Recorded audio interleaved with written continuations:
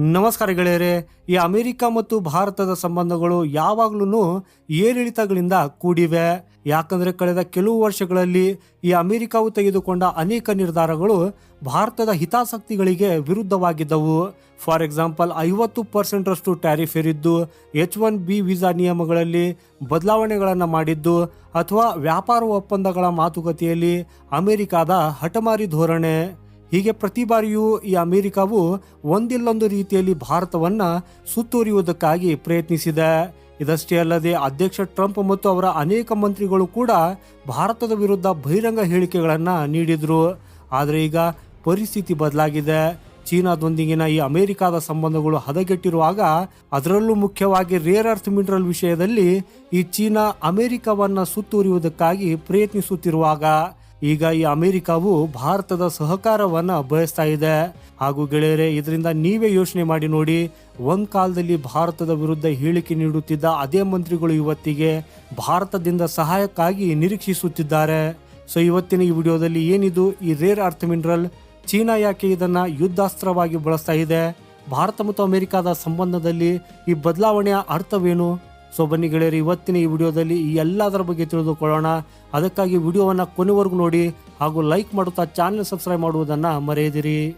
So ಗೆಳೆಯರೇ, ಇಲ್ಲಿ ಮುಖ್ಯವಾಗಿ ಗಮನಿಸಬೇಕಾದವರು ಅಮೆರಿಕದ ಹಣಕಾಸು ಸಚಿವ ಸ್ಕಾಟ್ ಬೆಸೆಂಟ್ ಅವರು. ಈ ಹಿಂದೆ ಈ ಬೆಸೆಂಟ್ ಅವರು ಭಾರತದ ವಿರುದ್ಧ ಕಠಿಣ ಹೇಳಿಕೆಗಳನ್ನು ನೀಡ್ತಾ ಇದ್ರು. ವಿಶೇಷವಾಗಿ ಟ್ರಂಪ್ ಅವರು ಭಾರತದ ಮೇಲೆ 50% ಸುಂಕ ವಿಧಿಸಿದ ನಂತರ. ಹಾಗೂ ಈ ಬೆಸೆಂಟ್ ಅವರ ಧೋರಣೆ ತುಂಬಾ ಕಠಿಣವಾಗಿತ್ತು. ಆದರೆ ಈಗ ಇದೇ ಬೆಸೆಂಟ್ ಅವರ ನಿಲುವು ಸಂಪೂರ್ಣವಾಗಿ ಬದಲಾಗಿದೆ. ಅವರು ಈಗ ಭಾರತವನ್ನ ಚೀನಾವನ್ನ ಎದುರಿಸುವಲ್ಲಿ ಒಂದು ಪ್ರಮುಖ ಮಿತ್ರ ರಾಷ್ಟ್ರವಾಗಿ ನೋಡ್ತಾ ಇದ್ದಾರೆ. ಹಾಗೂ ಇತ್ತೀಚೆಗೆ ಸುದ್ದಿ ಸಂಸ್ಥೆಯೊಂದಕ್ಕೆ ನೀಡಿದ ಸಂದರ್ಶನದಲ್ಲಿ ಈ ಬೆಸೆಂಟ್ ಅವರು ಒಂದು ಮಹತ್ವದ ಹೇಳಿಕೆಯನ್ನ ನೀಡಿದ್ದಾರೆ. ರೇರ್ ಅರ್ತ್ ಮಿನರಲ್ಗಳ ಪೂರೈಕೆ ಮೇಲೆ ಚೀನಾ ಹೊಂದಿರುವ ಹಿಡಿತವು ಜಾಗತಿಕ ಬಿಕ್ಕಟ್ಟು ಆಗಿದೆ.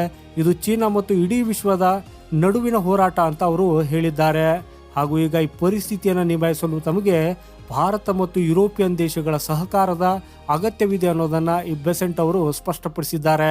ಗೆಳೆಯರೇ, ನಿಮ್ಮ ಮಾಹಿತಿಗಾಗಿ ಹೇಳೋದಾದ್ರೆ, ಈ ರೇರ್ ಅರ್ತ್ ಮಿನರಲ್ಸ್ ಆಧುನಿಕ ತಂತ್ರಜ್ಞಾನ ಮತ್ತು ರಕ್ಷಣಾ ಉದ್ಯಮದ ಬೆನ್ನೆಲುಬು ಇದ್ದಂತೆ.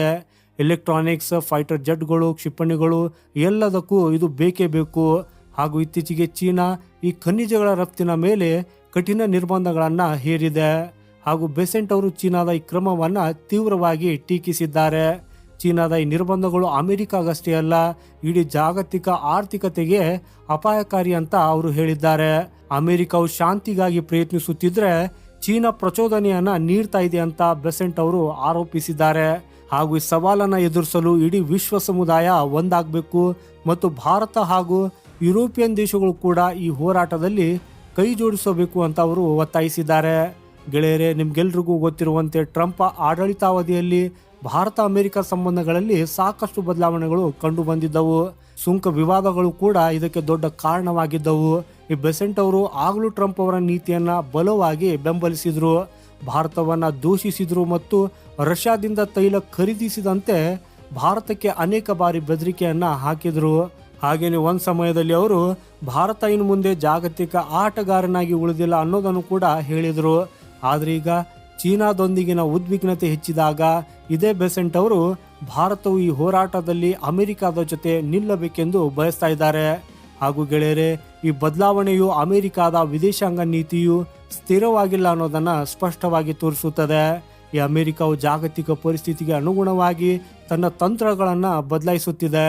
ಚೀನಾದ ಹೆಚ್ಚುತ್ತಿರುವ ಆರ್ಥಿಕ ಶಕ್ತಿ ಮತ್ತು ಅದರ ನಿಯಂತ್ರಣದ ನಡುವೆಯೂ ಅಮೆರಿಕವು ಭಾರತದಂತಹ ದೇಶಗಳ ಸಹಕಾರವನ್ನ ಕೇಳುವಂತೆ ಒತ್ತಾಯಿಸಿದೆ.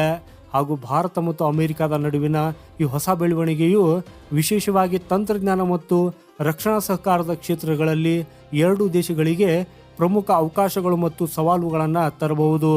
ಸೊ ಗೆಳೆಯರೇ, ಅಮೆರಿಕದ ಈ ಬದಲಾದ ನಿಲುವಿನ ಬಗ್ಗೆ ನಿಮ್ಮ ಅಭಿಪ್ರಾಯ ಏನು ಅನ್ನೋದನ್ನು ಕಮೆಂಟ್ ಮಾಡೋದ್ರ ಮೂಲಕ ನಮಗೆ ತಿಳಿಸಿ.